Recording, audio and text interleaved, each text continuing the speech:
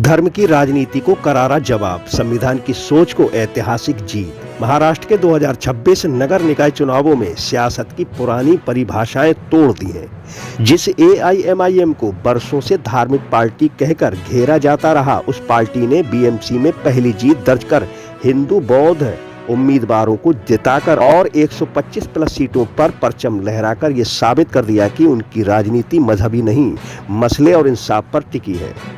ये जीत सिर्फ चुनावी नहीं, एक सोच की जीत है और इसी ने महाराष्ट्र की शहरी राजनीति का खेल बदल दिया। तो दोस्तों नमस्कार, मैं इरशाद अली और आप देख रहे हैं यूपी 76 न्यूज, खबर हमारी दुनिया तक। बस आपसे एक ही निवेदन है, यदि आप फेसबुक पर देख रहे हैं तो फॉलो करें और यदि यूट्यूब पर देख रहे हैं तो चैनल को सब्सक्राइब करके घंटी वाला बटन जरूर दबाएं। महाराष्ट्र बीएमसी चुनाव में धर्म की दीवार टूटी, संविधान की जीत हुई और एआईएमआईएम ने रचा नया राजनीतिक अध्याय। दोस्तों महाराष्ट्र के नगर निगम चुनावों में एक बड़ा और साफ संदेश दे दिया है। राजनीति अब सिर्फ पहचान नहीं, प्रदर्शन और भरोसे की मांग करती है। इस बदलाव की सबसे मजबूत तस्वीर बनकर उभरी है ऑल इंडिया मजलिस-ए-इत्तेहादुल मुस्लिमीन यानी एआईएमआईएम, जिसने अब तक का सर्वश्रेष्ठ प्रदर्शन करते हुए ये साबित कर दिया कि वह किसी एक धर्म या समुदाय की पार्टी नहीं, बल्कि हर वंचित, हर आम नागरिक की पार्टी है। साल बेमिसाल कहा था, अब मेरा जवाब अबू आसिम साहब आपके लिए है कि 20 साल गोवंडी बेहाल, जुर्म की रात लंबी, गुर्बत, तंगी और कचरे के पहाड़, ये अबू आसिम का कमाल। 30 साल बेमिसाल, कभी भाई सुनिए, कभी चलकर फिरते भी आप, कभी आंख से देखते यहाँ की बहाली को, कभी तुमने देवनार के डंपिंग ग्राउंड के बारे में बात की, कभी ड्रग्स के मसले पर तुमने देखा कि कैसे हल किया जाए। मैं जिम्मेदारी के साथ कह रहा हूँ, मैं यहाँ पर बैठकर मजलिस के इन तमाम 8 उम्मीदवारों की तकारीर को सुन रहा था। मैं आपको जिम्मेदारी के साथ बता रहा हूँ कि बहुत लंबे अरसे के बाद मैंने ऐसे काबिल उम्मीदवारों को देखा है। दोस्तों एशिया की सबसे ज्यादा पैसे वाली नगर निकाय मुंबई महानगर पालिका बीएमसी में पहली बार जीत दर्ज करना सिर्फ एक सीट की कहानी नहीं, बल्कि उस सोच की हार है जो एआईएमआईएम के टिकट पर 6 हिंदू और बौद्ध उम्मीदवारों की जीत ने राजनीतिक गलियारों में हलचल मचा दी है। असदुद्दीन ओवैसी के नेतृत्व में एआईएमआईएम ने 2026 के महाराष्ट्र नगर निगम चुनावों में 125 से अधिक सीटें जीतकर शहरी राजनीति में अपनी मजबूत मौजूदगी दर्ज कराई। छत्रपति संभाजीनगर, मालेगांव, नांदेड़, बघाला, धुले, सोलापुर, नागपुर और अमरावती जैसे शहरों में पार्टी की बढ़त ने पारंपरिक राजनीतिक समीकरणों को हिला दिया। वहीं बीएमसी और ठाणे में जीत ने यह साफ कर दिया कि एआईएमआईएम अब प्रतीक नहीं, विकल्प बन चुकी है और इस बदलाव का सबसे सशक्त चेहरा बने हैं गोवंडी से एआईएमआईएम के नवनिर्वाचित पार्षद विजय उबाले। जी हां, एक दलित हिंदू उम्मीदवार जिनकी कुल संपत्ति महज 1.5 लाख रुपए है और जिनके नाम कोई घर तक दर्ज नहीं है। आज वही विजय उबाले बीएमसी के सबसे गरीब लेकिन सबसे मजबूत जनादेश वाले पार्षदों में शामिल हैं। उन्होंने 1523 वोटों के अंतर से शिवसेना और शिवसेना यूबीटी के उम्मीदवारों को हराकर ये साबित कर दिया कि सत्ता पैसे या धर्म से नहीं, जनता के भरोसे से मिलती है। अमेरिका से कंपटीशन कर रहे, बराबर बोला जा रहा है, वैसा 56 इंच की छाती में वैसा बोला जा रहा है।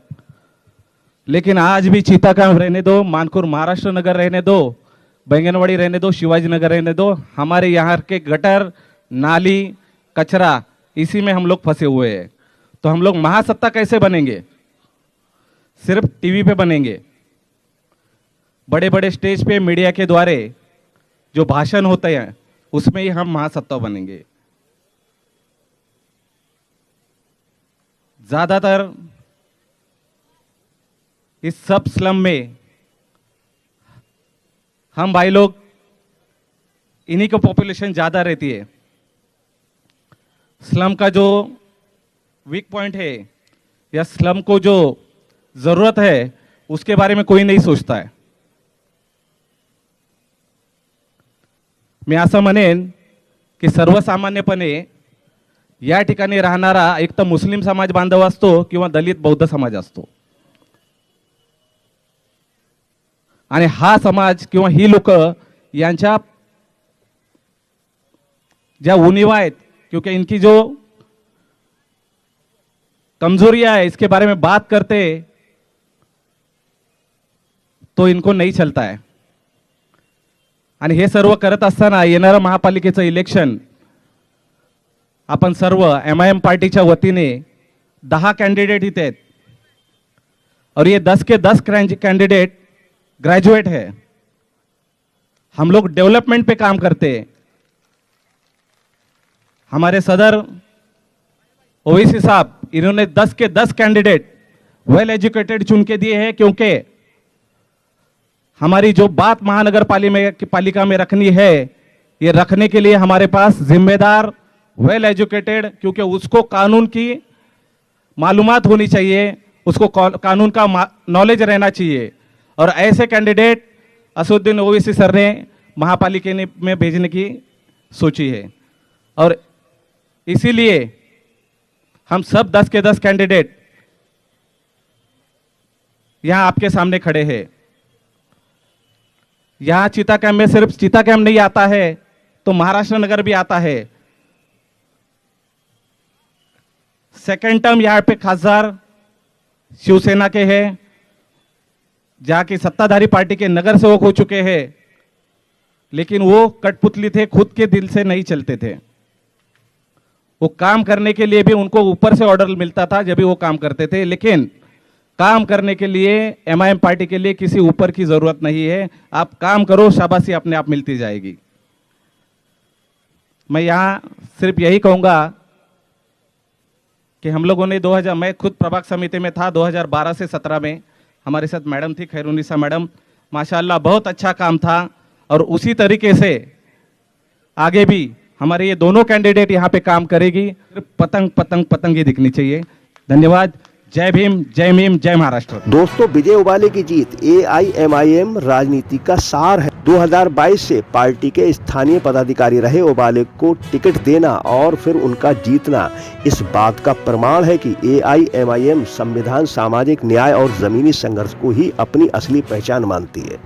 दोस्तों, खुद उबाले ने कहा कि हमने संविधान को सबसे ऊपर रखा, न धर्म का न भाषा का इस्तेमाल किया. अब SC/ST समुदाय को AIMIM से अपनापन महसूस हो रहा है.